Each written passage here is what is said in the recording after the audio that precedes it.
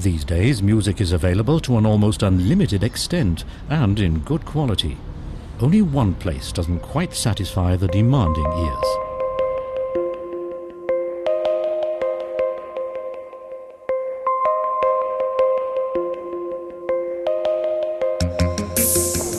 I always have music with me. Music makes the day for me. These days I think technology is so advanced that you get real sound on the move, just like at home. I just want to listen to good quality music in the car too.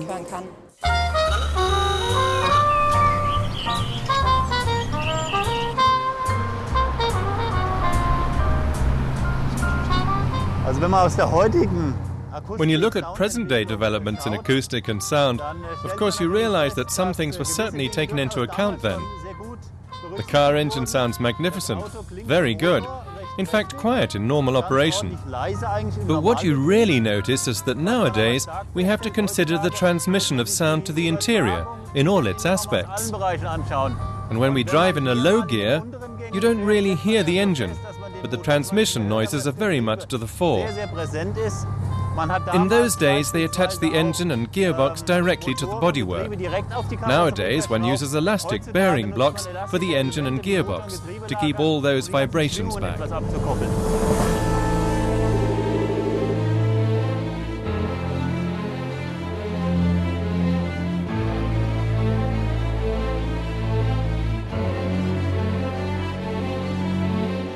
When we think about when a sound is perceived as too loud and how much we have to reduce it, then of course we also have to realize that the driver needs certain feedback from outside. That's to say, I still have to hear the fire engine or the ambulance. I still need to know when the road surface has changed, and so I need that feedback. It's good to reduce the noise to a certain level, but there comes a point when I no longer have the feeling of sitting in a moving car, and that's something we have to avoid. But there is a lower limit.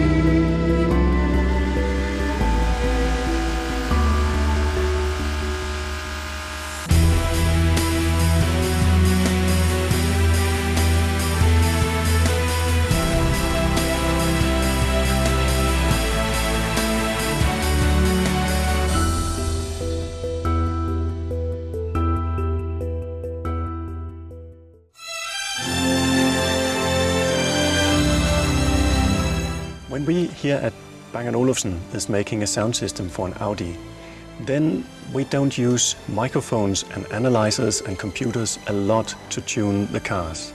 Actually, it's a lot of handcraft, it's a lot of man-hours spent in the car. It's not optimal if the sound is reached at a microphone position very well.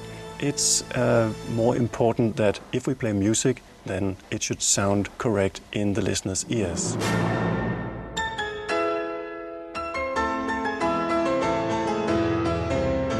The first element is we need good parts.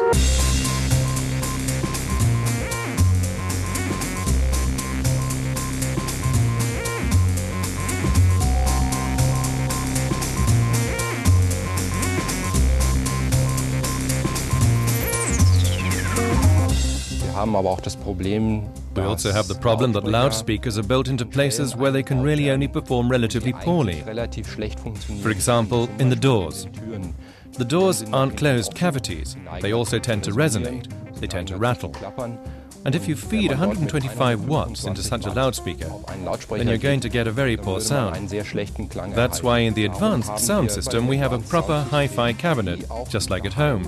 That's to say, a closed box. The woofers and mid-range speakers are fitted into a cabinet that's completely closed. So we're no longer dependent on the door construction. That makes all the difference to a high-quality sound. We can just see how much good acoustics and the car work against each other when we look at the car body.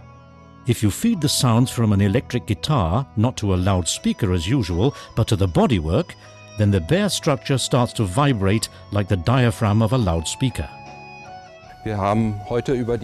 Nowadays, with digital signal processing, we have the option of active sound design. That's to say, we can actively reduce noise or even eliminate it.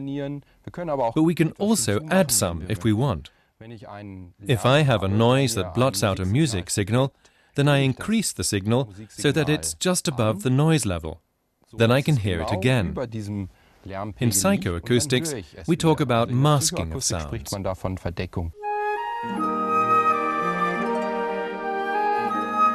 Audi decided on Bang and Olufsen because both companies have similar values and attributes. For example, innovative design, advanced technology, a very high quality level in materials and finish. Looks are also important. And so, for us, for the Bang & Olufsen system, it's not just the sound that counts, but also how the customers experience the stage, the setting, how they experience the car and the sound.